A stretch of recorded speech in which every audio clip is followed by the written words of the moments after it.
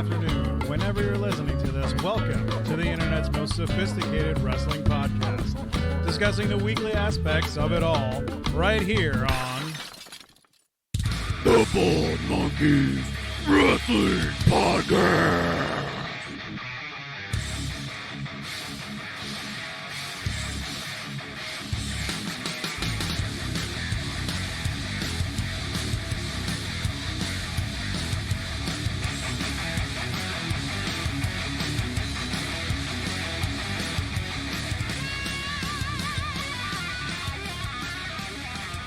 Ladies and gentlemen, welcome to the Bald Monkeys Wrestling Podcast. Recording a tiny bit late this week, but as fate would have it, it's perfect because there was a pay-per-view yesterday, an AEW pay-per-view. A FreePerView. Yeah, FreePerView. Exactly. And you know what? I've been reading online, and it didn't get, great reviews from people that I think are just, in love with WWE, but I enjoyed it. What about you?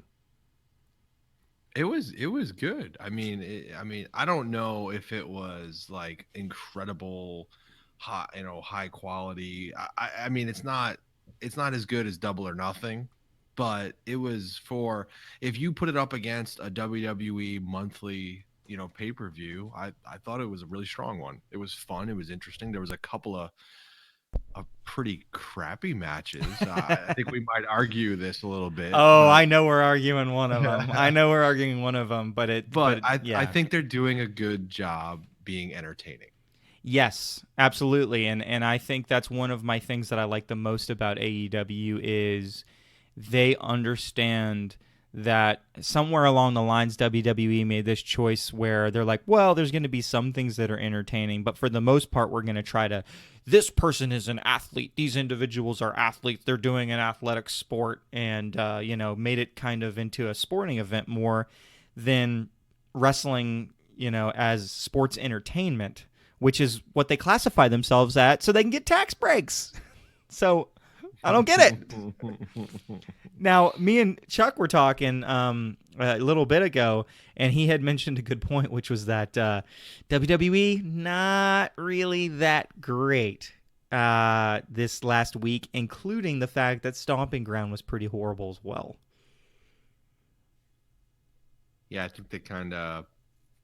Well, let's point out the obvious first. Stomping Ground was basically dead. There was nobody there. They had half of the arena tarped off. That's how pitiful the sales were for that pay-per-view. And they're worried, obviously, and I think that's why they're starting to bring out some of the big guns when it comes to Taker showing up this week. That made no sense, but I mean I liked it, but I was like, what is this? Yeah. Bit of a because swerve. in WWE folklore, Undertaker can save everything, even though at this point in time and at his age, he can't. But it's in their minds that he still can.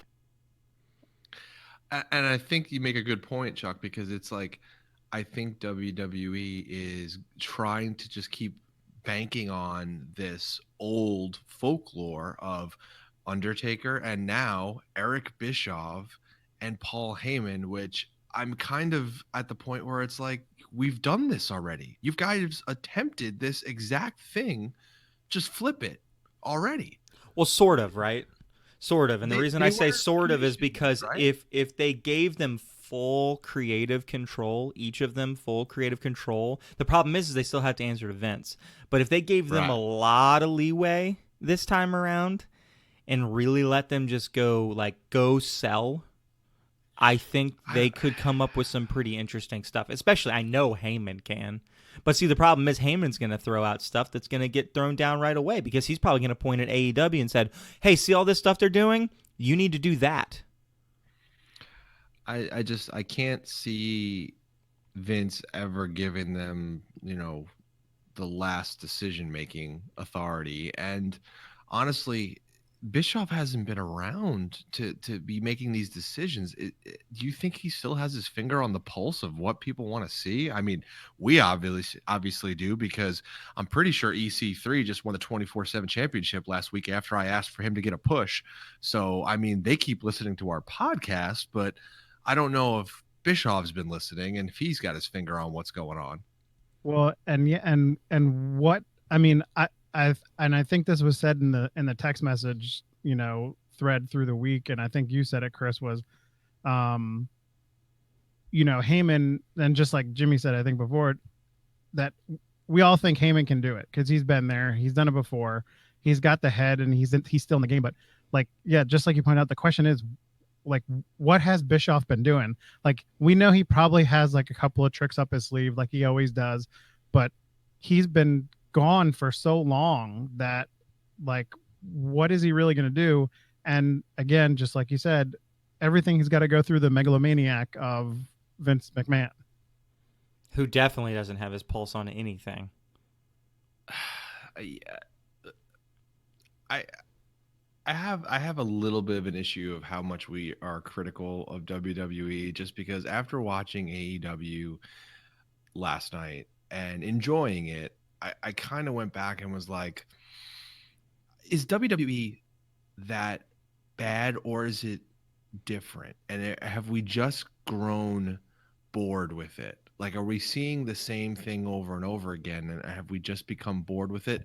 And is AEW risking becoming just as boring when you're basically showcasing the same couple of matches at the end of the night, which are great matches? I'm True. not going to take away from them, but isn't it the same couple of matches basically every card? Like, yeah, you get a Cody and somebody match in there. Yeah, you're going to get an Omega and more Young Bucks and against, like, the Lucha Brothers. But if you keep doing that over and over again, didn't we make the same argument months ago when it was just Rollins and Ziggler over and over again? Great matches, right? But we were getting tired of seeing the same match over and over again. I feel like AEW's got to be careful, because yes, it's interesting right now because it's new faces to a lot of us, or a lot of people who haven't really watched, but you're going to go right into that same cycle of WWE, and it's the same thing we're criticizing them for. And I don't know if we should be criticizing them that much, because even after watching last night, I still think Seth Rollins is probably very accurate in saying that he's, at the top of his game and probably one of the best wrestlers out there right now. I don't disagree with that. I just disagree with the fact that you're pushing this Becky Lynch, Seth Rollins type of mixed match stuff when it's unnecessary. He is your best wrestler. Use him to his full potential. Don't tie him to Becky Lynch. Well, he tied himself to Becky Lynch. Well, no. Listen, there's plenty of relationships that they Aleister Black and Selena Vega are an item, and you don't see them pushed together.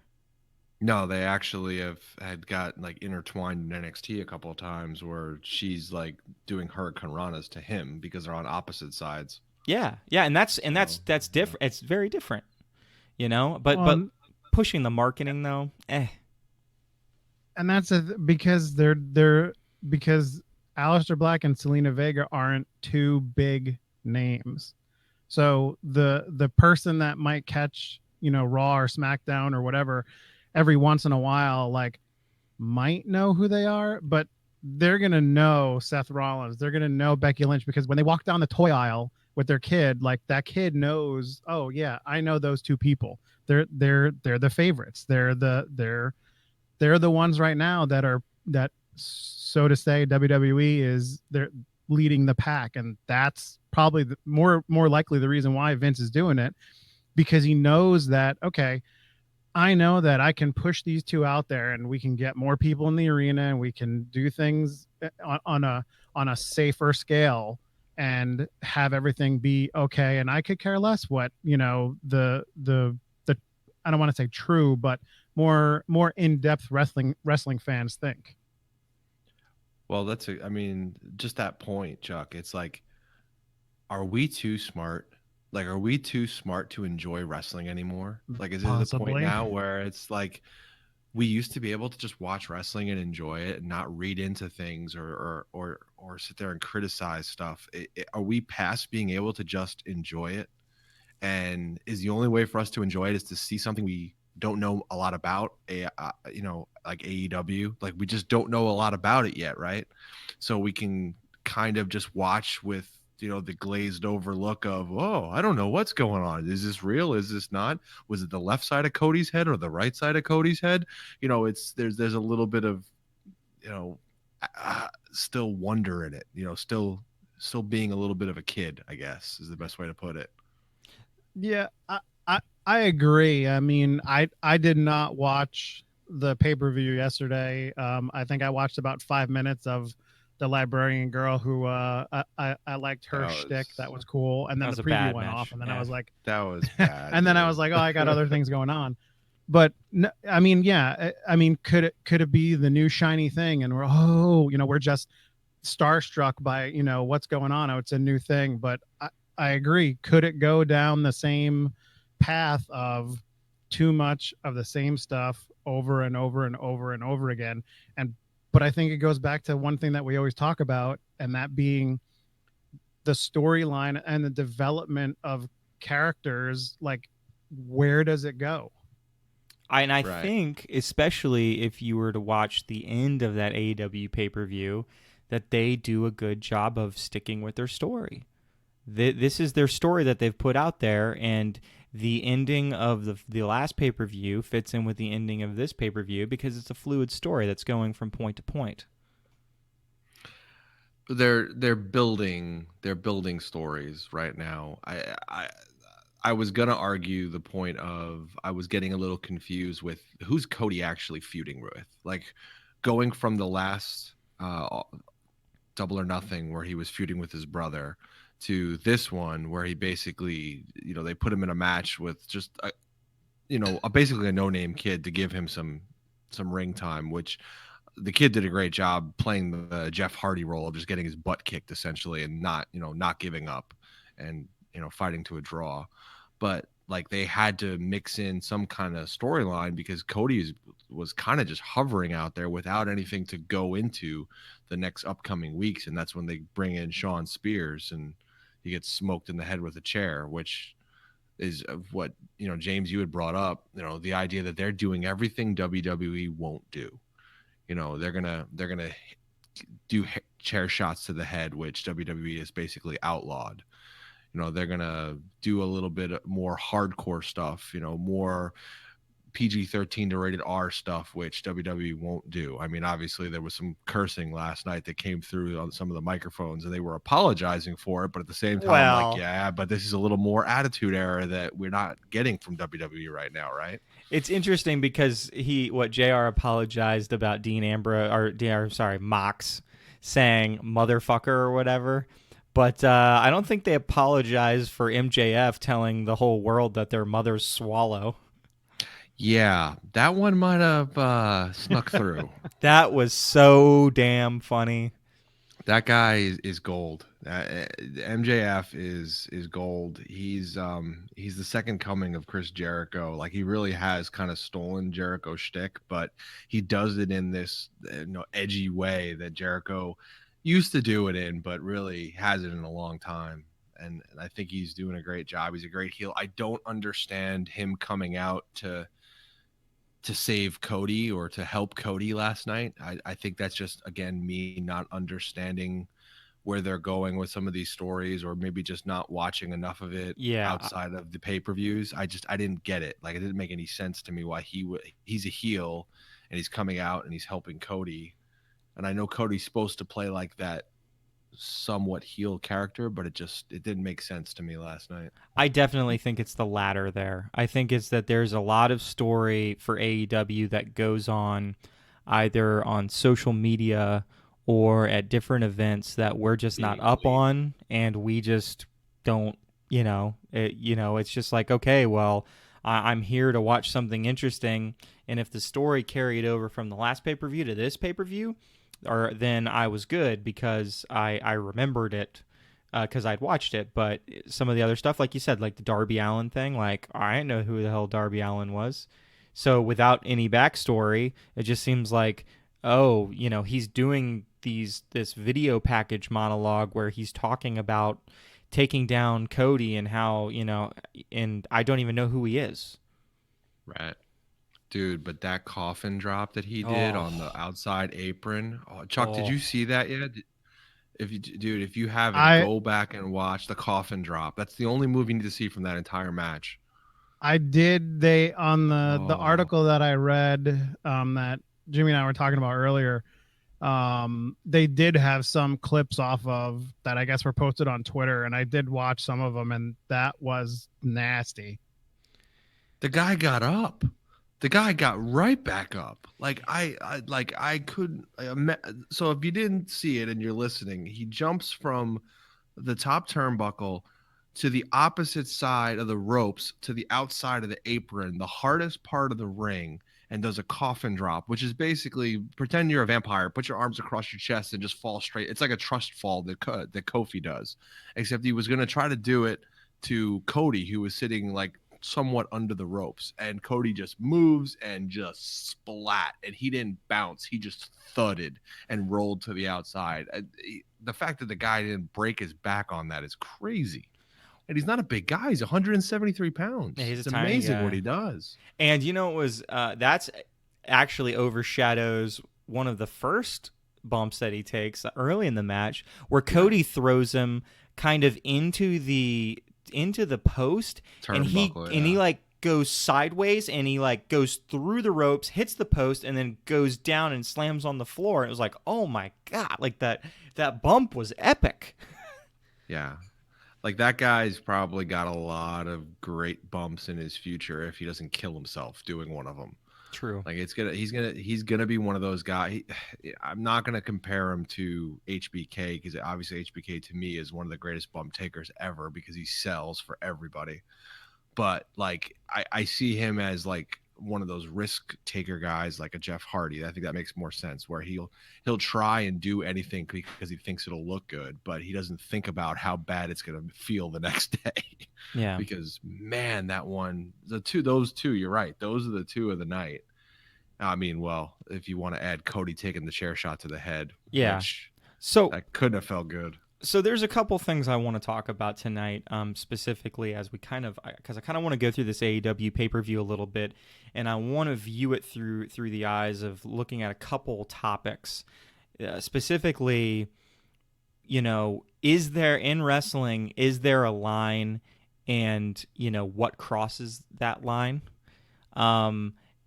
One of them is like giving wrestlers creative control for their characters versus like WWE where they have a lot less creative control. I mean, I'm not saying that they have zero, but some of them have very little creative control. I don't know. I'm sure we'll hit some of them as we go in regards to like maybe the goofiness, some of the more entertaining bits versus WWE, who, as I mentioned, even though they have occasional goofy bits, they seem to really push their product as like we are a sport type of a view. So first match of the night was the Best Friends versus the Private Party versus SCU, and specifically I want to focus on the Best Friends because the one thing from their gimmick is that after they've gone X amount through a match, they'll hug each other. And like, Right. And it's kind of silly, kind of stupid, but Yeah. the crowd loves it. They're always like waiting for it. When are they gonna hug? When are they gonna hug? So I don't know. It's just a good example of like some stupid little shtick inside of a character, that really works. That doesn't take the fans out of it. You know what I mean? I get like that they have a shtick and it's something that the fans are looking for, and I mean a lot of things start like that in the independents where you start just doing something over and over again until it sticks, and then now you have something, right? You've grabbed onto an idea that's catchy. The match was okay. The match was interesting. Yes, I was basically just waiting for them to hug. I was also waiting for the feet that I saw under the ring to show up because they managed to not keep the camera away from the guy under the ring with his feet sticking out. Yeah. this group that they're calling the Dark Order is supposedly basically coming after the best friends. I don't know this. I find myself comparing Private Party to the Street Profits. I noticed they were very kind of the same characters, very athletic guys, or just trying to get the crowd into it. I'd say they probably are a little more athletic than the Street Profits were. I love SCU. I mean, I think SCU is awesome. Um, but I think these tag matches are getting a little bit too choreographed, if that makes sense. Like I feel like they just keep setting up for these spots instead of actually building a story in the match. It's similar to how 205 Live kind of got kind of dry for a while there because they were just it seemed like every match was the same, really entertaining but just really choreographed match. So they need to get a little more organic, I think, with these guys and some of the, and this was the buy-in too. So this was one of those matches that they should put some more interesting stuff, before they start quote unquote asking you to pay. I don't know. I mean, I thought for a match where it would be before where they're asking you to pay, I actually thought it was a reasonably successful match. It wasn't nearly as bad as the next match. Well, But before you get to yeah, of course, that, yeah. you know what was really successful? All of the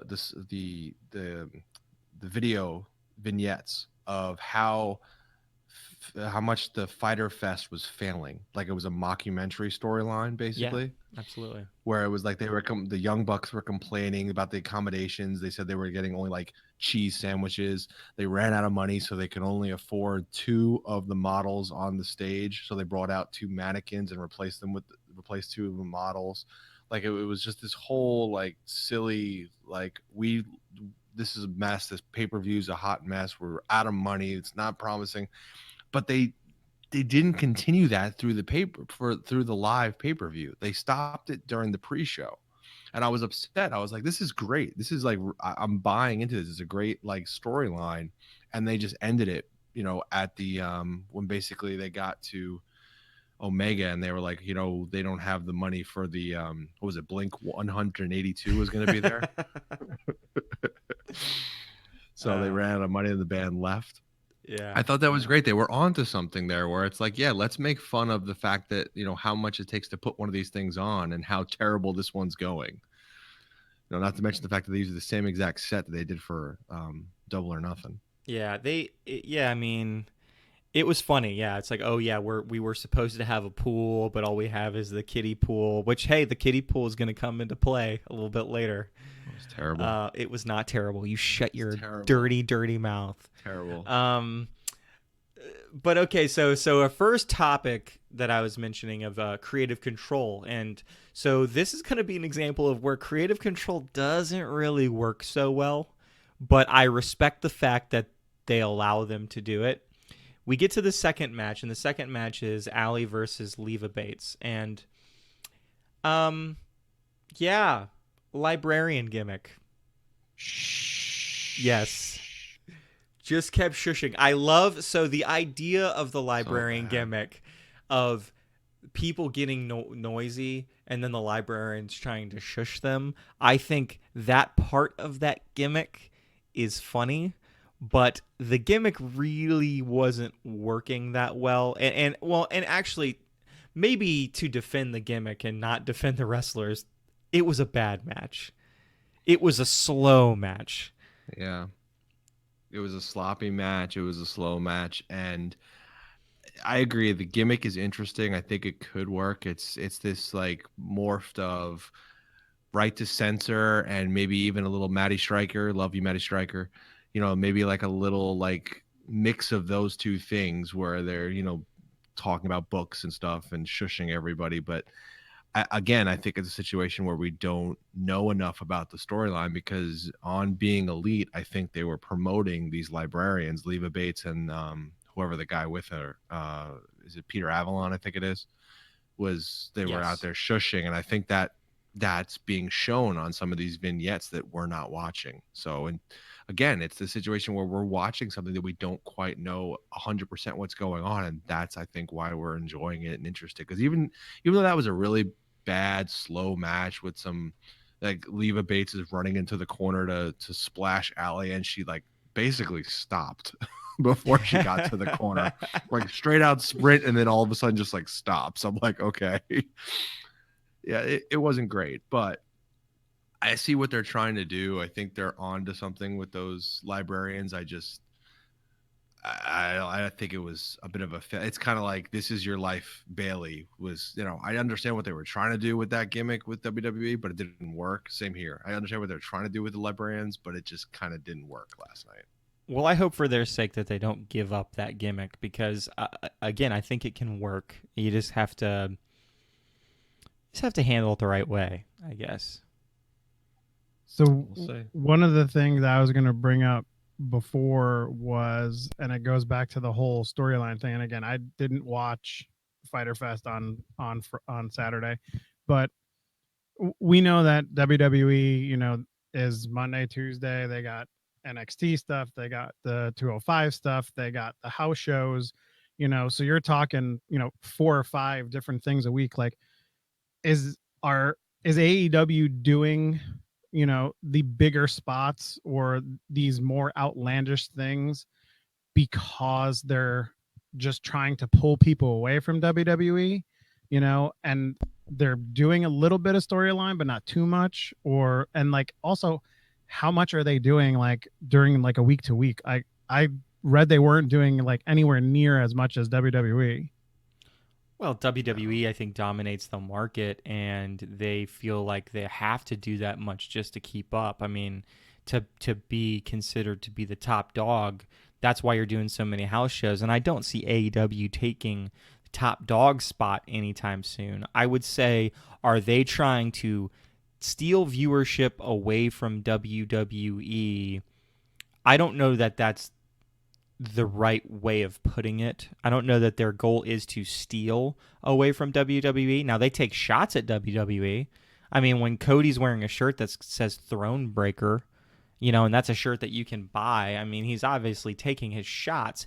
But I don't know anywhere in the writing of AEW storylines, at least as much as I've read into them, that they are, oh yeah, we're going to, take all the WWE fans. I think they're smart enough to know that that's not really possible. Because like you said, there's a lot of WWE. Yeah, and they're never going to be able to compete on a weekly basis with the amount of shows, house shows, live shows that WWE does. What they can compete with is they can build storylines a different way. And that different way is utilizing social media, which WWE has kind of already jumped on. I feel like Being Elite was kind of the first ones to really pump social media to build their characters and build their story, outside of whatever they were doing in the ring and outside of television. And WWE is starting to do that a lot now. Like Becky does it a lot now. Rollins is getting into fights with, Will Ospreay now. And there's a lot more social media out there as far as what's happening in wrestling. So AEW needs to bank on that and continue going down that road. I think they're doing a good job. It's just they're not gonna travel like that because that's not what's interesting, and that's not what makes these wrestlers want to go sign with AEW.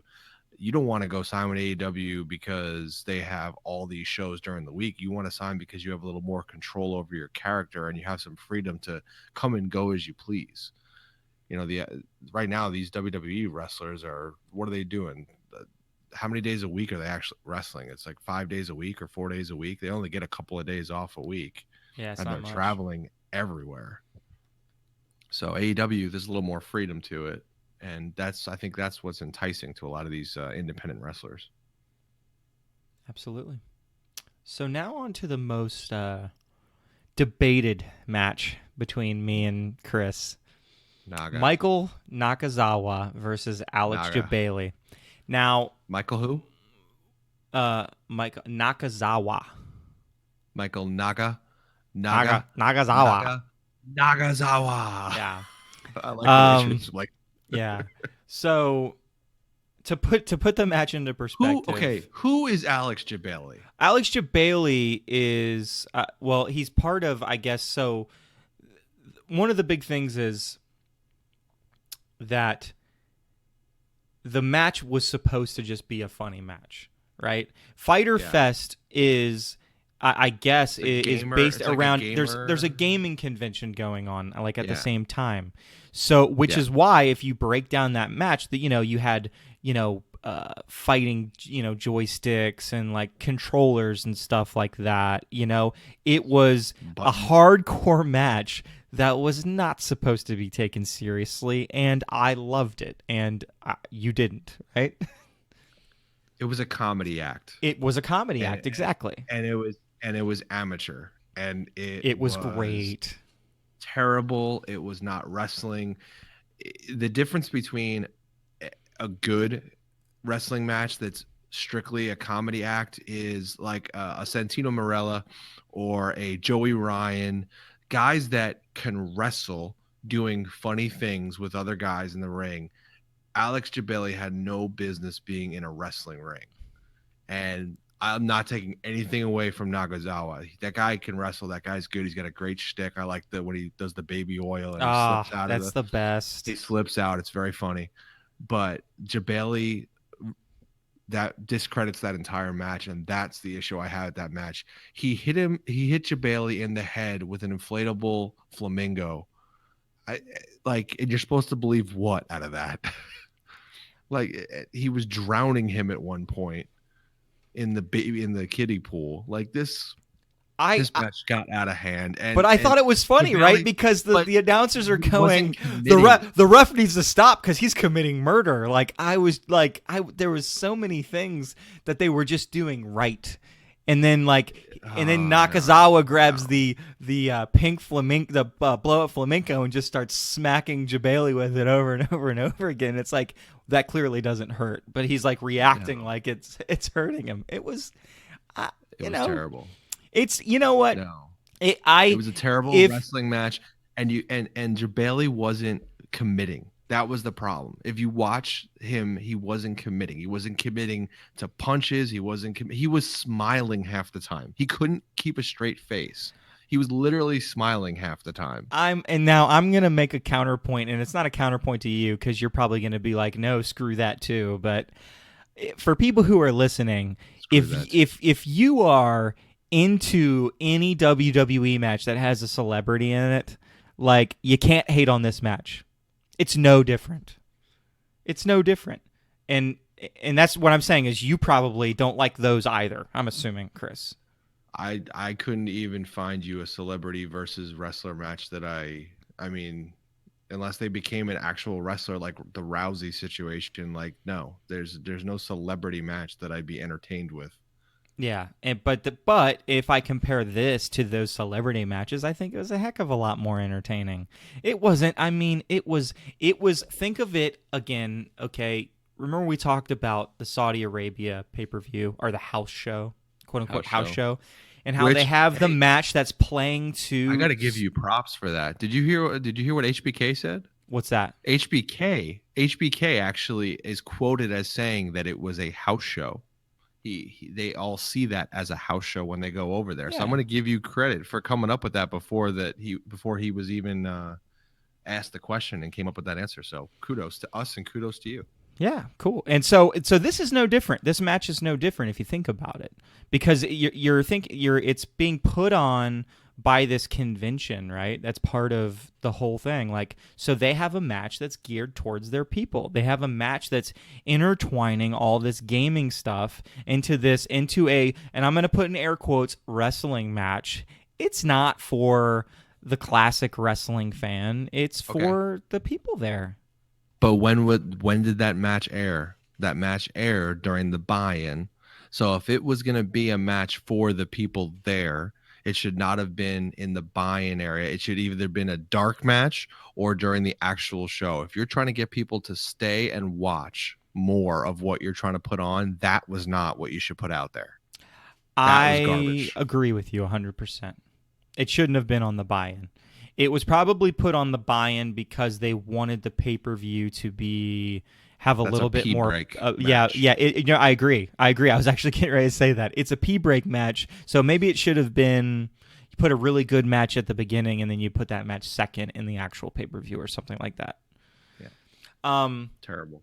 Well, okay. terrible. I liked it. He didn't. I was laughing so hard when he like starts drowning him in the kiddie pool, and they're like, the ref really needs to do something about this. That's murder. Like, almost like not even like not necessarily disgusted that it's murder, just like matter of fact, hey, the ref needs to do something about this because that's murder. Like, I don't know. I thought the announcers, by the way, were great all night long. He beat him with a roll-up cradle, by the way. That was the dumbest ending. Too. True. So first match, Christopher Daniels versus Sema. Yep, SEMA. You know what Christopher Daniels looks so much like they have this, what I'm calling the Undertaker body. Have you noticed like these old guys who like their bodies start turning into like this pot belly thing, but they still kind of had like muscles at one point, so Yeah. they look like they're a little muscular. It's interesting. Kane's got it, Taker's got it, Christopher Daniels got it now. Like they're getting these old bodies, or old wrestler bodies, and it's not good for what it looks like. One of my favorite things about this match, and it was just a little thing, was there was the spot in the match where Christopher Daniels really nails him and then rolls him up, but kind of over rolls him up. And so he's able to kick out. And when I watched that, before any of the announcers even said it, I was literally talking to the screen. I said, well, it kind of looks like he over rolled him up. And then they jumped all over that. They're like, oh yeah, he looks like he kind of rolled him up like a little too much. And he was able to like kind of momentum out of, the move. It was a pretty solid match. Botch. It was a pretty solid match. I don't know that it was a botch because he wasn't supposed to win, right? Those are older guys, so you're not gonna. I mean, SEMA is a good wrestler, and he's been around a while. Daniels has been around for 27 years or something crazy like that. So aging like a fine wine. It's essentially, it's like watching Triple H and Batista. It's like, watching some of these older guys come back and wrestle. It's the same idea. Just Daniels has been wrestling on the independent circuit for so long that the guy, can do no wrong, essentially. So if I'm buying into, obviously, like I said, I like the last match, you didn't. But up to this point, we've had 4 matches, and all of them were, I would say the first match was, better than okay, and the rest of them were worse than that. Would you agree with that? Yeah, that's fine. So up to this point, this pay-per-view had been rather average, and one of the things that you can't deny is that AEW fans, and even I'm even included in this, is that I really want AEW to work, so I'm willing to get overexcited about things that are not quite as exciting because I want it to work out so well. And that's compounded by the fact that they do stuff that I really crave as a wrestling fan that WWE doesn't give me anymore, a la hardcore matches. That's a huge one. That's the one, right? Like, yeah. That's basically, I think that's what AEW is like banking on. Like the idea that they're mixing they put an hardcore match, was it a street fight or a hardcore match? Was that Jabali match? Oh, it was just it was just considered a hardcore match. Yeah. And I feel like they had one, how many hardcore? They had 2 hardcore matches last night, and I feel like they had another hardcore match at Double or Nothing also. Yeah. So and obviously they're putting blood, in a lot of their matches too, which is another thing WWE is refusing to do. Yeah. So I mean, give people what they're not getting someplace else, and they'll come watch your product, right? I mean, it makes sense. It's sound, judgment as far as what to do to gain, a fan base. It's just, I don't know. After watching the first 4 matches, I was committed to watch everything. Sure. But the casual fan, and we, we've heard this, the casual fan, if you're not hooked in the first couple of matches, you have something else better to do. You might just ignore it and go watch regular television or go do something else entirely. So I think they're missing the mark on what they should be putting on early in the night. right now for AEW. Yeah, and it's one thing for the buy-in to be a little bit weak, but one thing that WWE, well, no, let's say NXT has down pat is putting an awesome match the very first thing. The first match is always great. Oh, but I'll say WWE because think about what kicked off Stomping Ground. Stomping Ground was kicked off with the Cruiserweight Championship match. And we got the Gulak, Tozawa, and Nice match, which was freaking awesome. Oh man, that was Like, really the best match That of was the the night. match of the night. Yeah, and honestly, WWE has been doing that lately, where they're putting on either the cruiserweights or Rollins has been kicking off a lot of their pay-per-views in his matches, and they've been awesome. You know, the first match of the night tends to be the best match that they've been putting on for a while. And to your point, NXT, especially the tag Always. matches that they've been doing for a while as the openers, because Undisputed Era has been opening up the show a lot. They've been amazing too. So they got it right. That's the way to do it. AEW, I haven't seen them do that yet. And granted, it's only been a few shows, but they need to figure that out because they're doing it wrong right now. These slow matches that are not interesting, people aren't going to keep watching. Well, it just makes sense, right? And I'm one of those people who, you know, I won't even go for a break. I'm not leaving my seat to go get food. If I can help it, I'm not leaving my seat, to use the restroom. I'll just wait because I don't want to miss anything when I go to see wrestling shows. But that being said, not everybody's like that. So it makes sense to see what these matches look like before you go in and be like, this is kind of a weaker match. Why don't we put it in between these two good matches? And then if we're going to lose people, if we're going to lose a little bit of energy, at least it's not going to be, that big of a deal. Because there's even back when we went and saw Royal Rumble, right? We saw that whole men's Royal Rumble match, and then they had the bar in a tag team match right afterwards, and it was actually an okay match, but it was why'd you guys put them there? Because everybody's so exhausted from that one Royal Rumble match that nobody's getting excited about any match that's after that. When you hype the crowd up that much, everybody's just nah, I'm taking a match off. I'm taking a break. Yeah, it was too much. Basically, the up and down of the Royal Rumble that might be a little bit different too, because that's something entirely different. Up and down for that many times of all the entrances of the Royal Rumble really wore us out. And whatever they showed next we had no chance. We had no chance of keeping up the intensity that night. And there's always got to be that break. There's always got to be. We joke about the pee break match, but you kind of need that. You need a second to catch your breath. You can't. I mean, NXT, even the NXT matches, unfortunately, there's always one match in there that's kind of not as great as the other matches. Unfortunately, that tends to be Cassius Ohno's match or one of the women's matches. Yeah. But they're not terrible matches. They're just not as good. And it's that you kind of catch your breath during that match. Because, again, not only is the match a story, every match is a story, the whole show is a story. And you try to build it to this big, what is the word? Chuck, you're in band. What's the big crescendo? There it is. That was it. I couldn't think of the word. Crescendo. A big crescendo, at the main event. And you're trying to build towards that. And this is a very slow roll for AEW right now when they're building towards that in the beginning, where I think WWE's got an interesting way of coming out with, really some high-powered matches. We hadn't talked about it enough, but man, that Cruiserweight 205 Live Championship match that Gulak pulled out, that was something else. That was in 205 Live. I've been saying it. I'm going to keep saying it. They are worth watching right now. They might be the second best wrestling show on TV right now. Yeah, I agree. It really, really delivered. Now, we had mentioned, wrestling fans that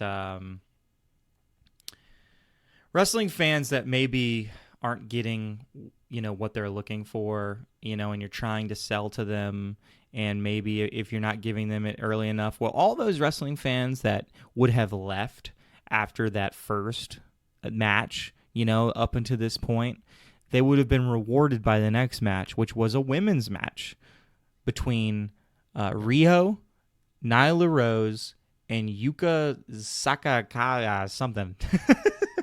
Not Sakazaki. Yeah, Sakazaki. There you go. You got it.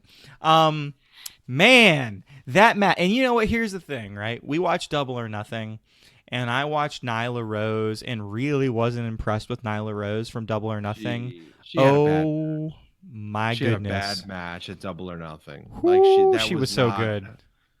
but she was good, and I don't even think this match is getting the credit that it deserves. Like, it was a really good triple threat match between a really, Nyla Rose is very typical size to Nia Jax, another bigger girl, and the other two are just tiny. I mean, there is nothing to these two, Yuka and Rio. Like, there's nothing to them. They must weigh maybe 120 pounds, if that. I don't even know, each of them. Obviously, the signature spot of that match, Nyla Rose, she jumps from the mat to the top of the turnbuckle in one go, and then she proceeds to jump on the neck of Rio, who is hanging on the third rope halfway across the ring. She was dead. I was like, Rio's dead. She just died. And for those of you who haven't figured out our code, when we say somebody's dead, it means, oh my God, that was an amazing spot. They're dead. Yeah. She basically hit her in like the shoulder blade, and you could see the ropes like compounding together because she didn't glance. It wasn't a glancing blow. Like, it was a blow. Like, she just smoked her, and she kind of guillotined herself on the bottom rope, or a middle rope, I think it was, right after she hit her too. So the whole thing, James is just like, she's dead. And I'm like, yep, she's dead. It's over. Dead. And it was a good match. They did a really good job with the two smaller wrestlers against the bigger wrestler, like playing that up until finally they turn on each other, and it was refreshing because there haven't been a ton of great women's matches lately. So to see a really good women match, I think, was really refreshing for myself. Did you happen to watch NXT in that cage match? Because that was another decent match with Sure. Shayna Baszler. Yeah, I think I gotta say, Shayna Baszler, as I've been really critical of her from the beginning, and she has just gotten better and better and found the groove of her character, and she's hit her stride as far as a wrestler goes in the ring too. And I think Io Shirai is one of the best women's wrestlers they got going right now, and she could be something else. And I loved seeing what she could do with a cage, like doing a moonsault off the top of a cage. I mean, come on, that's something that usually Vince won't allow anybody to do, let alone let somebody in NXT do. Yeah. I think it's interesting because while I'm very impressed with some of the top ranking girls in AEW, it gets pretty bad once you start going down the roster. You're being nice. Yeah, exactly. So as bad as I talk about the women's roster on WWE, I think has tons of women's talent in comparison to AEW. Dana Brooke is probably top 5 as far as AEW wrestling goes. Maybe top 10. There's a couple others in there, but Dana Brooke, I think, could hold her own. I mean, when you got them bringing in Allie, and Allie struggles too. I mean, she's not great in the ring. They need a lot more, and there's a lot of girls that weren't even there last night. But women's wrestling Britt Baker Britt Baker's great.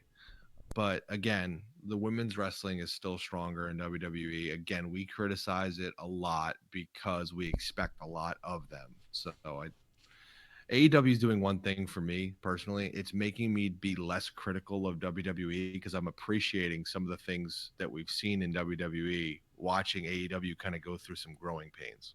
Sure. But, this is where I think both companies can help each other out. And it is to say WWE by subtraction and AEW by addition is for WWE to kind of cut some of the wrestlers that you have towards the bottom in the women's division that you're just not using, and let AEW have them because they need them. All right. So who's the bottom of WWE that would help AEW in women's wrestling? Well, like you said, I think that we give Dana Brooke a lot of crap, but I think she's not nearly as bad when you compare her to some of these bad AEW wrestlers. So even something like that would be an upgrade. What about a girl like Liv Morgan, who's being underutilized Oh my and gosh. not used right now in WWE? Imagine Liv Morgan in AEW. She'd be great. She'd be basically killing herself. Like Yeah. Darby. I mean, it's interesting because I think the men's division doesn't have that problem in AEW. I think the men's division is fairly strong throughout. And I think that's specifically spotlighted by the next match, which was the four-way match. Because you had 4 solid wrestlers in the ring. So that next match was Hangman Page versus MJF versus Jimmy Havoc versus Jungle Boy. Jimmy Havoc, something else, man. That guy's crazy. What was some of the? I was gonna say what's so cool about it is the personalities. Like the characters are so different. Every single one of those characters was just miles apart from each other in the best way possible. Yeah, and everybody loves Jungle Boy. I mean, being Luke Perry's son. I mean, that's always a good buy-in for somebody. Dude's got skills too. Dude, so he does a spinning moonsault thing. Like, I don't even know what you want to call it, but he like got on the outside turnbuckle, started like momentum swinging himself like he was in a rocking chair almost, and took that momentum to do like a flip backwards, and he clipped his feet on the turnbuckle and still managed to pull it off. Like, it looked like it hurt like hell because it looked like he smoked his foot on the top turnbuckle, but just innovative, like something crazy that you never even think to try to do. How many moves did you see last night that you were like, I don't know that I've ever seen that? In all, like the whole night? Yeah. I don't know. I mean, there was a few. I'd have to go back and think about it. I guarantee there was probably like 4 or 5. Well, that bigger argument being, and this is going to be me being slightly critical of WWE, is how often do you see moves in WWE where you go, I've never seen that before? It doesn't happen very often. I do it in NXT. Yeah. I mean, NXT, I tend to see a lot. And I think AJ Styles. Like improvises sometimes and be like, "Oh, that was interesting. I didn't see that coming."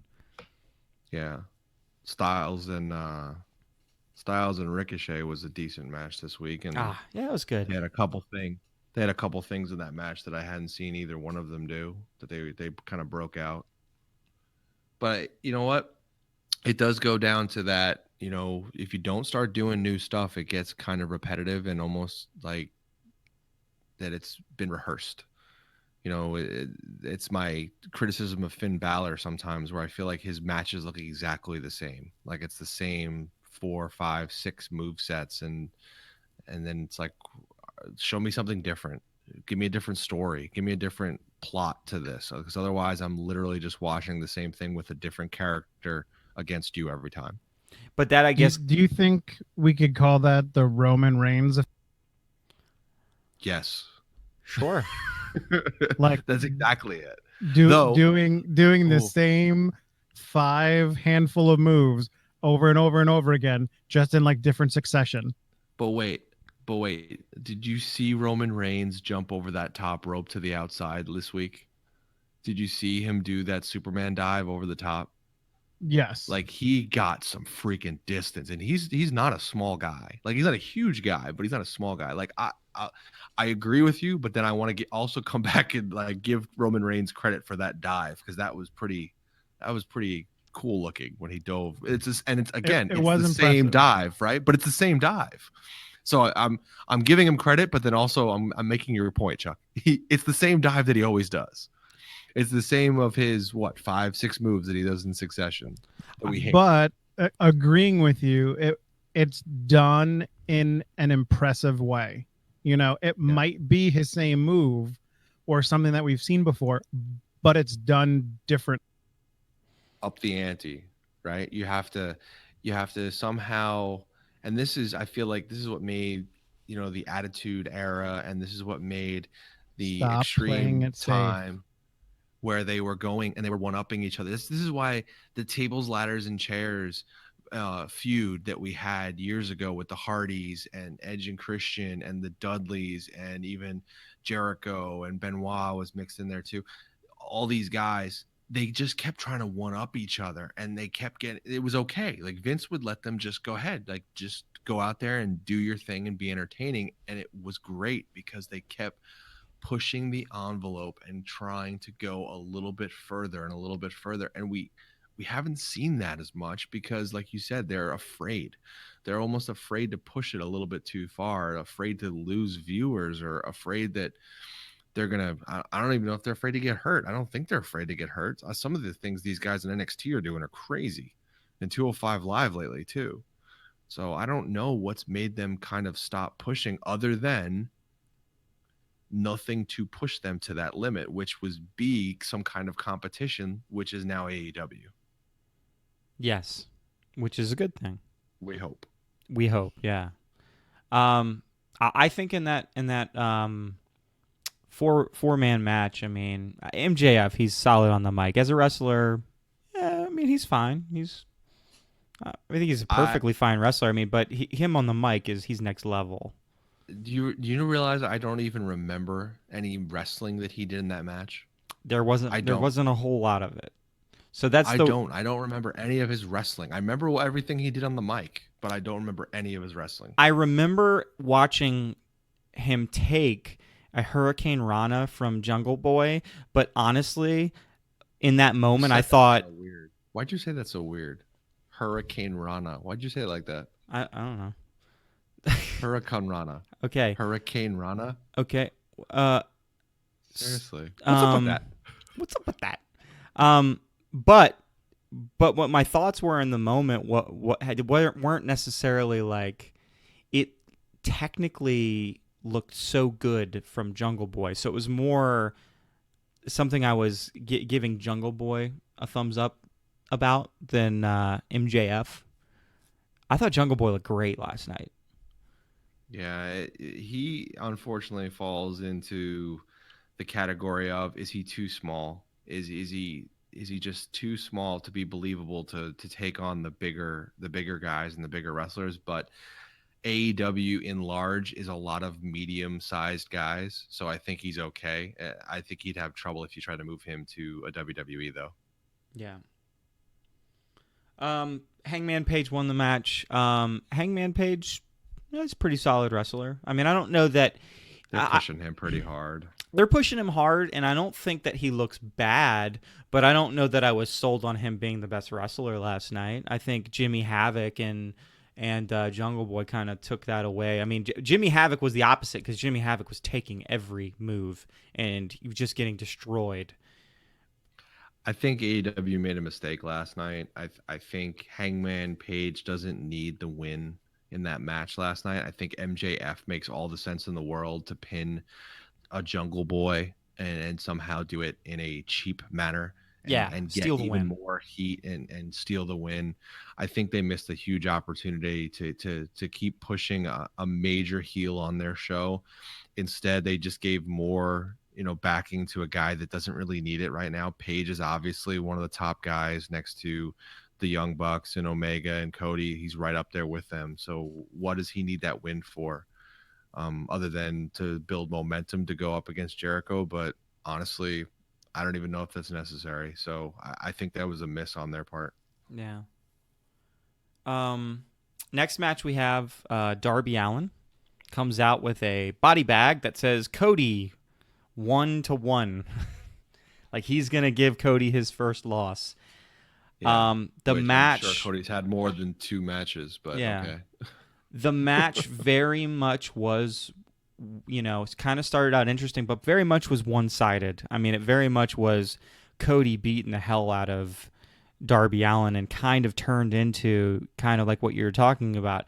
can he survive? Kind of the Rocky thing. It's not if Rocky can win. Of course, Rocky's not going to win, but can he make it the distance? Taker versus Jeff Hardy ladder match. Yeah. That was one of the first times where it's like, man, Hardy might do it, but he still couldn't come up with it. He still couldn't win. But he just kept taking a beating. And Jeff, even to the point where it's like, I'm not done yet. I'm not finished. Is that all you got? And that's the same thing I saw in this match where Cody was just beating the crap out of Darby Allin, which it looked great. I mean, he did a really good job taking all the bumps.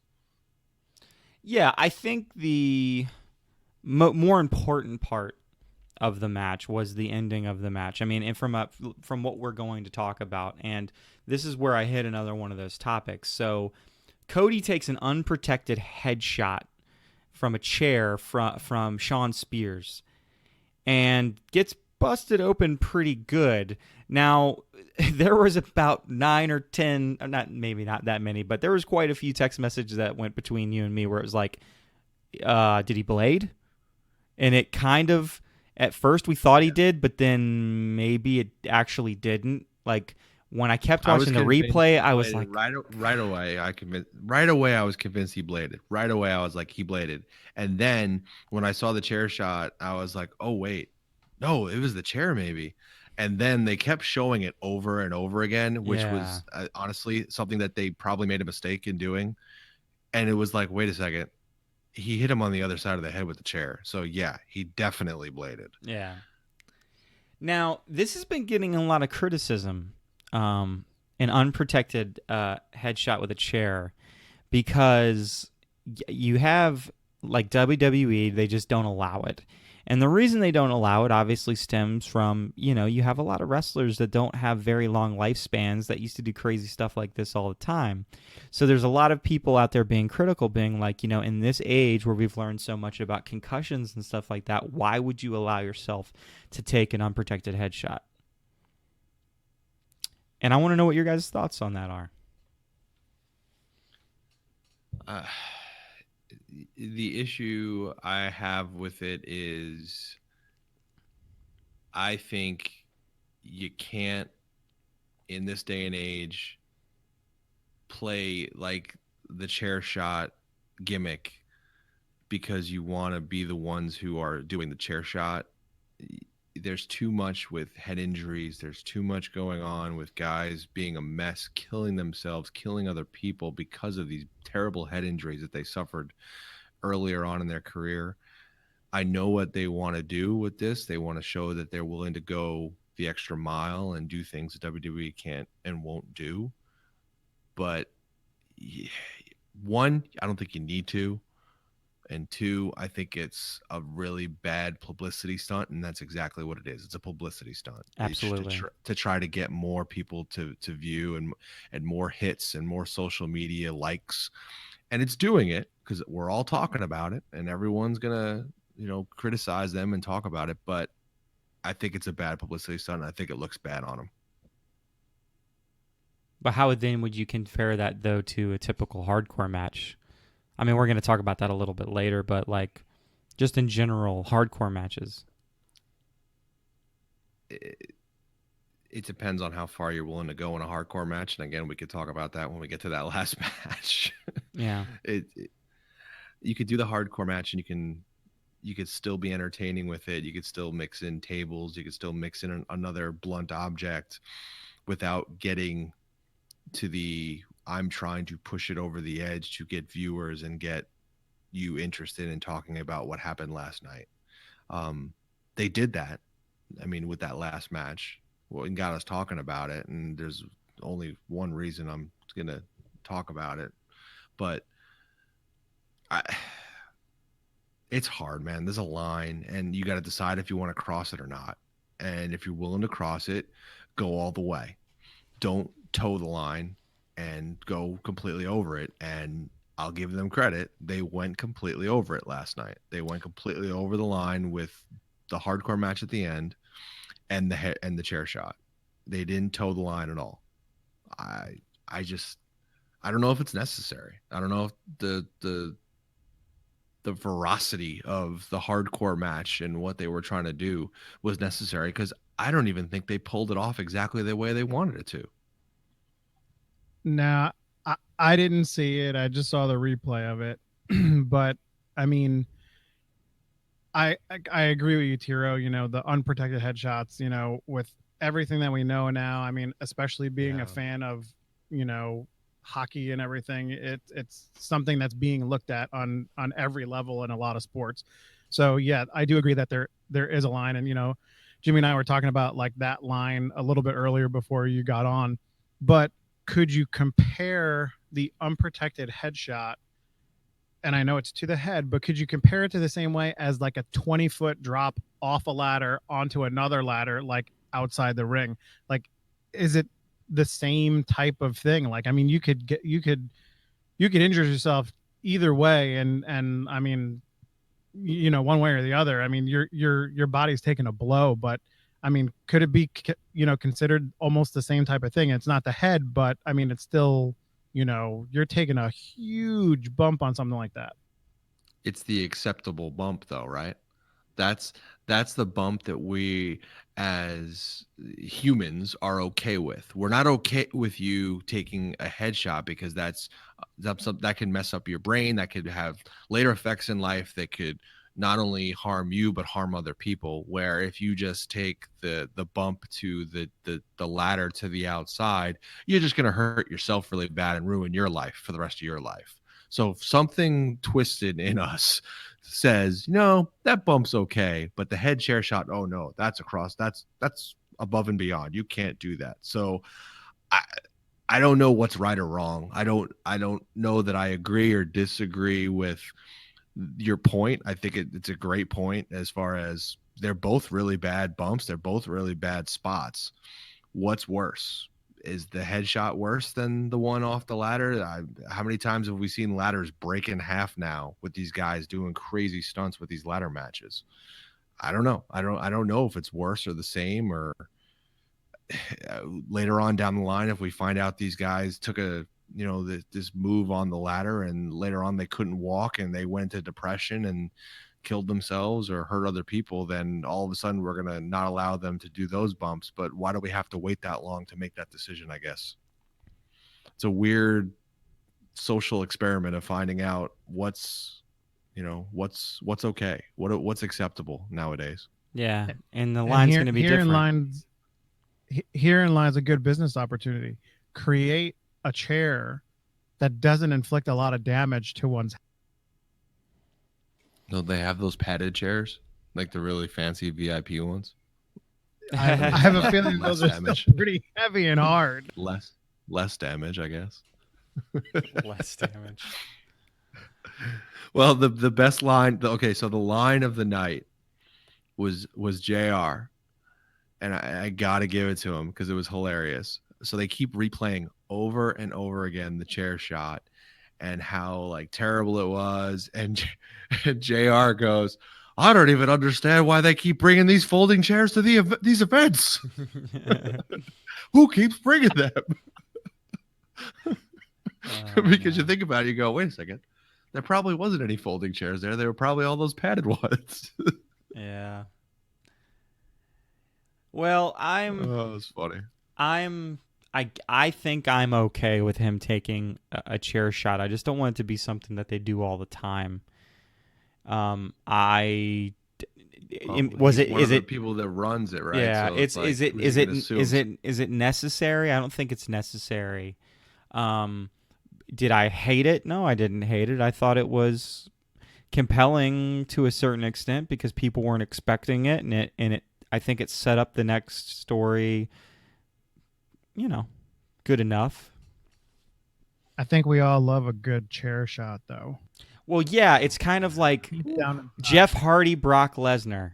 All I gotta do is say that. Shot to Brock. Woo. And the best part of it being Brock's reaction after he gets hit with it. He just looks right back and like screams. Gets fired up, yeah. It's that kind of, I mean, you can't have that moment without that chair shot. So there are these moments, and it's you know, again, there's that line between entertainment and I kind of feel sometimes that if a performer wants to do that to themselves, then they can. I have to take that stance on hardcore matches because I love hardcore matches, and we'll get to that in a little bit. But next we've got Kenny Omega and the Young Bucks versus the Lucha Brothers and the Laredo Kid. I didn't see that match. I missed that one. I saw Ken and Ryu come out. Oh yeah. But No, I great. didn't see Ken. They were I didn't see the playing. Young Bucks They come were out. they were playing to. It was Akuma too. He was supposed to be Akuma. Right, Akuma, yeah. Yeah. So Kenny was Akuma, and then you had Ken and Ryu, all from Street Fighter, and obviously it was going to be Street Fighter because I mean, goodness, one of Kenny Omega's moves is called the V trigger knee. A V trigger is the Street Fighter thing. The best is Justin Roberts getting on the mic and going, "Round 1, fight." Yeah. Gosh. Great match. I the one criticism I would lay into it that you're talking about earlier is there's a bit of a coordination thing, like where it's a very coordinated. There's very coordinated spots, especially when you have the one spot where all 6 of them are in the ring and the Young Bucks and Kenny Omega are getting ready to do something, and then they all get super kicked, and then like a little bit later in the match, same spot, and then the Lucha Brothers and Laredo Kid are getting ready to do something, and then all of a sudden they all do like the fireball hit. Hadouken. Yeah. So, but it was entertaining for sure. There's always spots in these matches, just like the last from Double or Nothing, spots where they do things that are just absolutely wild to me. When Phoenix, and now he slipped up when he gets on the ring, but then Phoenix jumps over to him and grabs him, and then they did a Spanish fly off of the middle of the top rope onto the guys below them. Oh my gosh, that spot was nuts. It was good. It stinks that he couldn't, Matt kind of get up there and he kind of slipped a little bit and they had to reset it almost. So, and that's where it gets to the kind of choreographing that these guys are doing. And they're great spots though. They're still amazing moves and stuff. And, Phoenix is always just on top of his game. I don't know if I've ever seen that guy botch a move.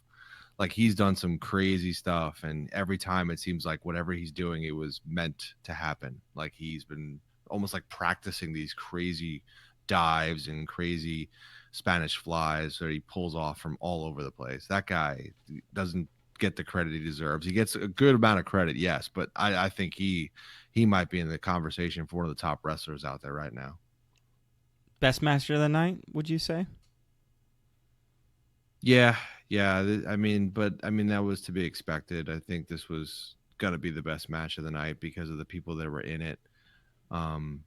It was nice to see them add a different, dynamic to it with the kind of a little bit of comedy with the, Street Fighter theme and the Hadoukens and everything.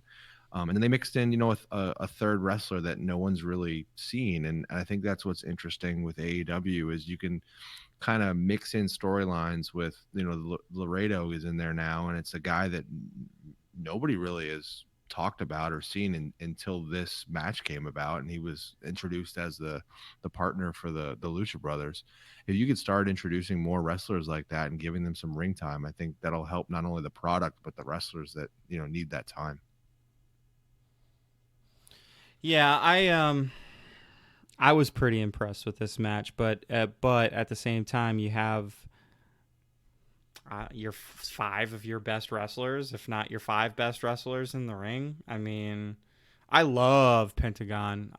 He's just always going to be one of my favorite wrestlers because he may not be as flashy as all the other guys, but he has just his character is just great. They just got to be careful, man, because you can't just have the same headline. Like you can't have the Young Bucks versus the Lucha Brothers every single time. It's been 2 pay-per-views. I think the bigger point of that match at the end of the day, I mean, again, if we then view it as like not quite at like this big pay-per-view that we think it is, like I'm wondering if they would say that their next pay-per-view after Double or Nothing is actually All Out. And that these are just 2 things that are also being recorded because why not?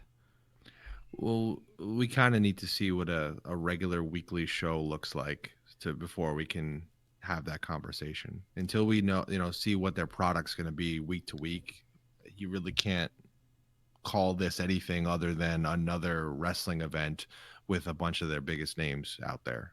Yeah. They're just trying to get the names out there, I think, which is smart. Get your names to be household as quickly as possible, so that when you do get to weekly television, people are watching for those people. Which is why it was, I think, very good business decision for Bleacher Report to just let people watch it for free. That helps Bleacher Report and that helps AEW. So is a no-brainer. I was excited. I was excited. Yeah, I was too. I mean, we were going to record. How are we going to watch? We were going to record last night, and it was like, oh, no, we get to watch this. Never mind. We're watching this. Free wrestling? How could I not watch this? Yeah. So that match ends. Kenny Omega pins Laredo Kid after hitting a one-winged angel, and love that move. Always cool to see. And it was like redemption for Kenny Omega, but then that match is over with. And they play up this whole thing like, well, technically the AEW portion of the show is over now. And we're moving on to an unsanctioned match. And then we're going to turn the lights off. And when the lights come back on, it was dumb. It was dumb. It was so dumb. So it was the lights out match. The pay-per-view's over. We're turning out the lights. When they come back on, they're going to have another match, but it has nothing to do with Fyter Fest. It's something else entirely. But what they should have done was turn off all the promo stuff, turn off all the AEW stuff, turn off all the, turn the house lights on, make it literally like it was just a lit up, auditorium. Play that a little bit more. They didn't even play to that. They still kept everything, all the graphics. They even gave, I think, didn't somebody have fireworks or something too? I think Moxley might have had fireworks. It was still obviously the show, which brings me to the earlier point I made. They should have kept playing on this idea that they were out of money and the show was going really awful. They just gave up on that throughout this whole show after the buy-in. It was a dumb storyline, and again, another miss. And I'm going to criticize them as much as I criticize WWE when I see something stupid, and that was stupid. Yeah. So, but then we start the match, and it's Jon Moxley versus Joey Janela, unsanctioned match. It's going to be a hardcore match because this is the roots. This is Moxley's roots, hardcore matches, and I've always said this about hardcore wrestlers. Hardcore wrestlers, you tend to see be wrestlers that can't necessarily match up with other wrestlers in the same categories. So athleticism, for instance. Are the hardcore guys ever the most athletic guys? No. Are they always the strongest guys? No. But they're the crazy guys that can take pain and do crazy stuff. I love hardcore wrestling. Big fan of ECW. Back in the day, I loved any bit of hardcore wrestling that they ever had. I loved the hardcore title back when they used to have it, and back when it was WWF. And I miss that stuff so much. I miss hardcore matches. And nowadays, when they do hardcore matches in WWE, they're not hardcore at all. They're just matches that you can't get disqualified from. I knew you were going with there you go, softcore matches. It's a softcore match. They don't show any of the good stuff. So this match, there's quite a few times to put this into perspective, and I agree with you what you had mentioned earlier. I think there was a lot of things that didn't quite work out the way they had planned them to work out. Yeah. But they definitely got the right response because the crowd was chanting "You sick fuck" over and over and over again during this match after certain moments. There were tables, there was chairs, there was barbed wire, there was ladders, there was thumbtacks, things I haven't seen in a televised hardcore match in a long time. Barbed wire piece of wood, a barbed wire chair. Oh, that was interesting. There was a wrestler doing a senton. Janela did a senton on. He tried to do it onto Moxley sitting in the chair.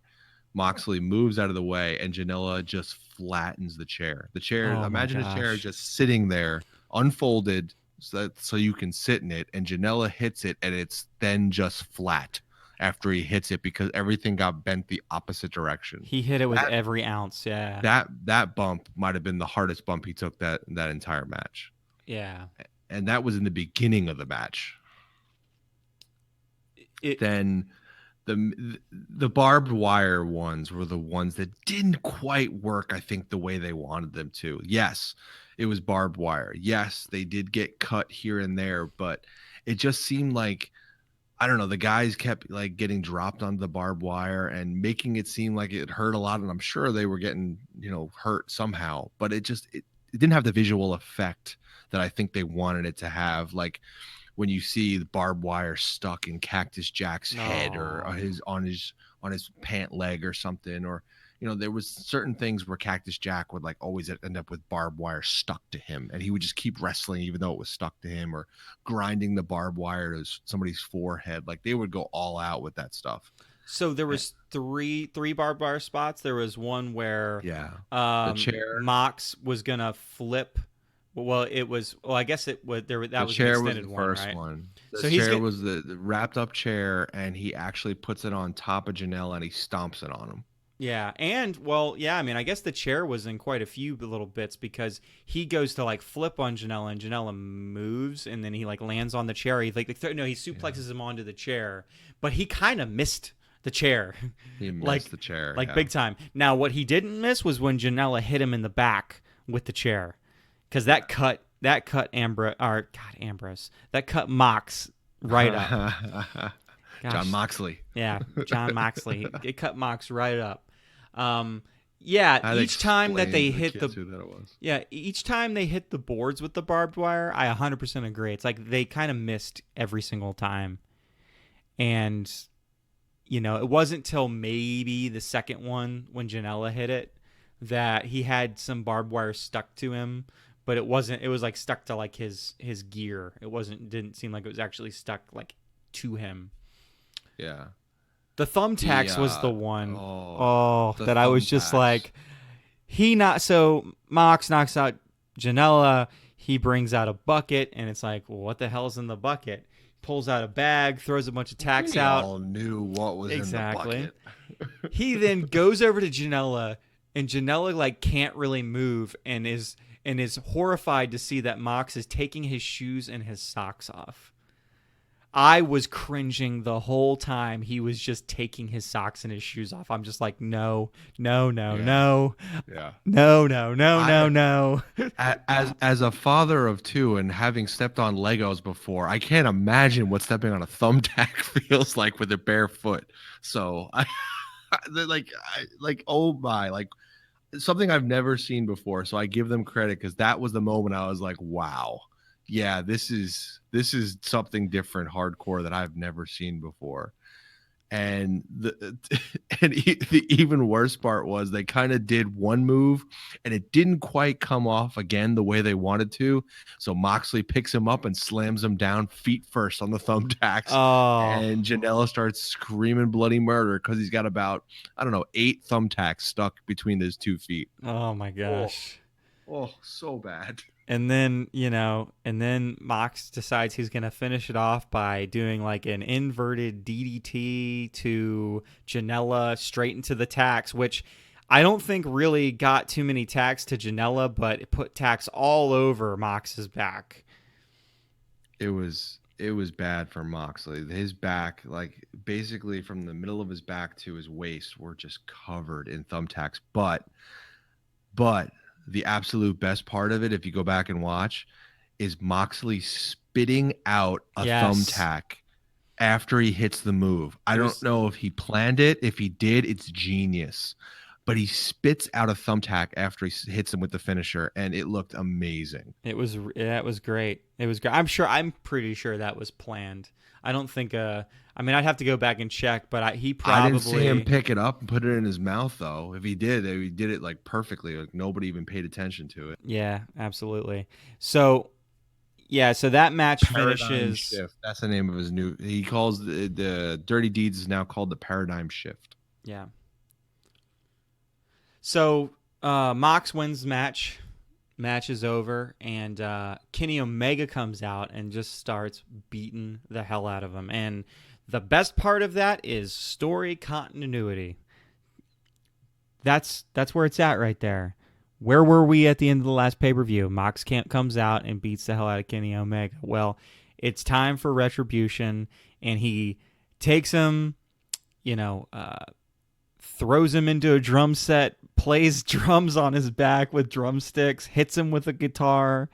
That guitar shot looked rough. Oh, yeah. That guitar was solid when it hit him. That looked rough. He starts getting taken up to the entrance ramp by refs, and then Mox, for whatever reason, just throws the refs down because I guess he's annoyed, and out comes Kenny again with a trash can and just starts smashing him to bits with the trash can. And the best part was right after that, camera goes down on Mox, and he's got a big fucking smile on his face. And I'm just thinking, oh, I'm ready for this match. I'm ready for Kenny Omega Mox. Yeah, which is funny because it's like this character, this wrestler as John Moxley, you're really into, but you were kind of not as into Dean Ambrose, which is interesting. And you know why? Because he's a hardcore wrestler, and that's what he's supposed to be, a hardcore wrestler. You cannot, if you're a hardcore wrestler, you cannot be in the WWE and think that you're going to have like that successful of a career nowadays. Because again, a lot of these guys, they don't have the same, they don't come off as these really powerful guys or these really quick athletic guys. They're guys that can just take a beating. So this guy in WWE that they're not using named Luke Harper, yeah, Luke Harper needs to go to AEW and be a hardcore wrestler. He's a crazy good hardcore wrestler. He'd be amazing. He is amazing. So I would love to see him outside of WWE doing stuff like Moxley's doing right now. Yeah. But they're not going to let him. They're going to hold on to these guys as long as they can because we are now in a fight. We're in a dog fight now. And well, they got Harper for the rest of the year, something like that, and that's it. He didn't have much. They can hold him for a while. I think something with his contract where they can like hold him, and he's going to toll for a whole nother year. No. So. Well, hopefully that doesn't happen to him because I'm sure it's the whole idea of like carrying assets and just not using them just to kind of block the other opponent is ridiculous. Just do the best product that you can do. And that's what I say to WWE. And WWE has been okay lately. However, the other day, they announced that they were going to put an Evolve event on the network on July 13th. Well, that just happens to be the same day that Fight for what's the next one that AEW is doing? It's like for Fight for the Fallen. Yeah. Fight for the Fallen. So, just a wrestling event for a good cause that AEW is putting on, and they're just, I guess, using it to make money for a cause, right? And so now WWE's like, oh, well, we're going to put the first non-WWE event on WWE Network on that exact same day. Get out of here. I don't have an issue with it at all. What's wrong with it? I mean, no, they can do what they want to do. Like, in the long run, you just make your choice, right? Now, right? Which competition? Which one are you going to watch? The same thing we used to fight over back in the day when Nitro and Raw were up against each other. It's the same idea if you're two sports teams and you're trying to keep the best players on your team and not let them on the other team. We have to treat this like business or like a sport or however you want to treat it. WWE is out to be the best and to win. And to do that, they're going to do things that seem like a little bit backhanded, but you know what? I have no issue with it because that's what you have to do sometimes to be the winner, to be the one that sticks around forever. And I like it because I think they're finally getting a little bit of competitiveness in their product. And if they could start doing that more, which is what NXT is, I think we'll get a better product out of it.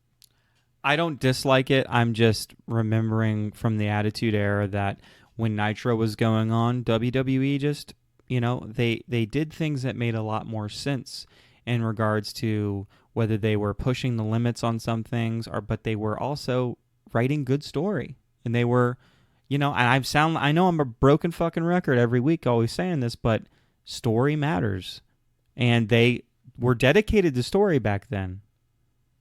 So dedicate yourself to story now.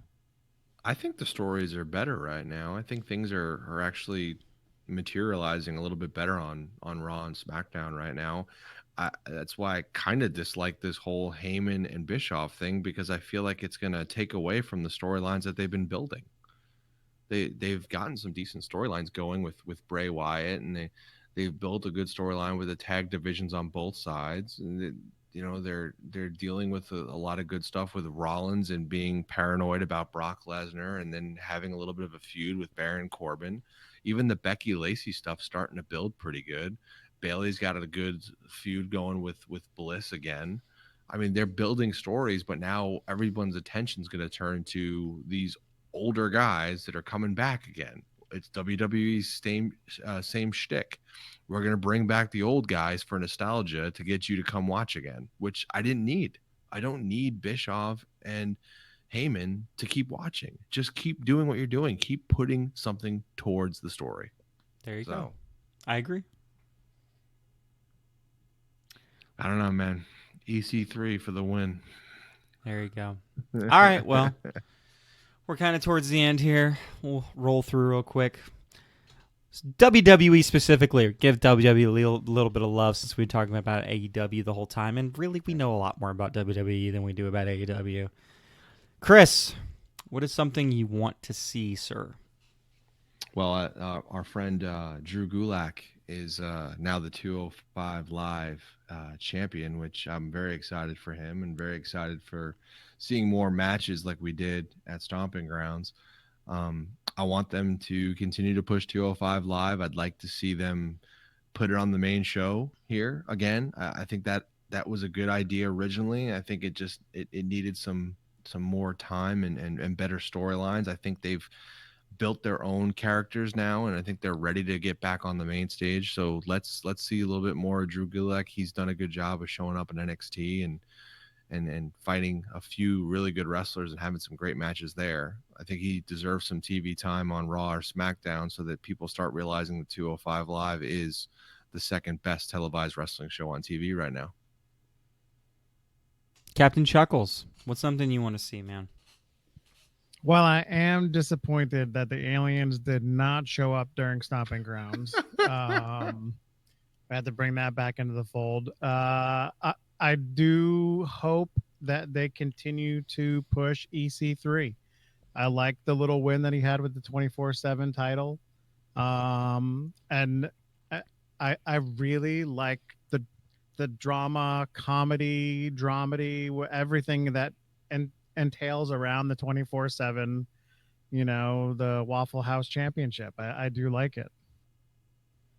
Yes. Yeah, the thing about the 24/7 championship that I kind of liked the other day, because I complain a lot, obviously, everybody, and and one of the things I'm complaining about is them not pushing the limits all the way. Well, occasionally they do stuff, and I'm like surprised when they cross certain lines, or they disgrace certain things. And one of my favorite things was having Drake Maverick talking about, well, I'm just trying to, get the greatest thing in my life back. And they're like, oh, well, you'll get back together with your wife. I was like, what are you talking about? I'm talking about the 24/7 championship. I love that's good stuff. That's, that's no good, but in a good way, in a funny way. So I've been enjoying that. And I think one of the things that EC3 specifically really has going for him is he's a really funny guy. And so I think if they just push him that way, like let him be a really funny guy. Just because you're funny doesn't mean you can't be a good wrestler. Yeah. So let him be a decent wrestler and let him be funny. And, I couldn't agree more. I agree with Chuck. Let's push him. My thing especially after seeing AEW and how good that women's match was WWE, let's work really hard to get the women's division. You guys have such good women's wrestlers. We talked about it. Like, when you see kind of like the second tier of wrestlers in AEW, you're like, you realize how good the women wrestlers in WWE actually are. Let's use that, build off of it, because I've got nothing against women's wrestling. Some of it can be really great sometimes, but it's been a little bit dry lately. And some of that has to do with I don't know. I mean, if you need to do more story and oriented promos and stuff like that on like an episode every now and then to push the story, and then not have them wrestle, to give them time to work with each other to be better, then do it. We don't have to see these women wrestle every single week unless they have a championship, right? Unless they have we have to see them, yes. Then we have to see you. But if you don't have a championship, like, we don't have to see you wrestle all the time, you know? So, you know, Bayley, if you're building like, you know, Bayley Alexa stuff or Bayley Nikki Cross stuff, you know, we don't have to see those two face each other every week. Let Bayley go out and fight somebody else. And then in the off time, you guys just are constantly at house shows working with each other. So when you finally do have your match, it's a really solid match. We should never, in the women's division, especially in the upper echelons of the women's division, have a bad match.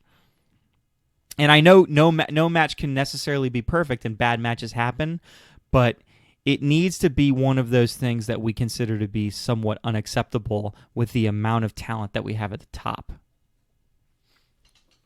Well, to that point, Charlotte Flair needs to get her butt back in the ring because the women's division is missing her. Sasha Banks needs to get her butt back in the WWE ring because Double the women's agreed. division is missing her. Agree. Yeah.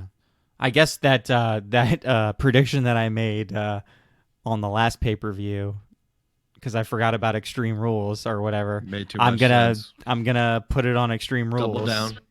Double down. Well, yeah, because to me it makes sense before SummerSlam. And I don't know. I guess I had to see what these other storylines are doing, but we'll see. To figure it out. Yeah, we'll see.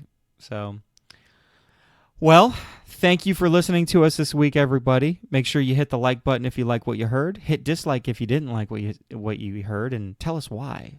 Leave comments. Make sure you subscribe. Hit the subscribe button. That's how you subscribe. As usual, thank you, Chuck. Thank you, Chris. It's always fun talking wrestling with you guys. Thank you, Jimmy. Always a blast. Yeah. And all you viewers out there, don't worry. Big baby Jimmy will soften up. I won't be negative for the rest of my life. I'll figure out something. I'll like something eventually. Thanks for listening, everybody.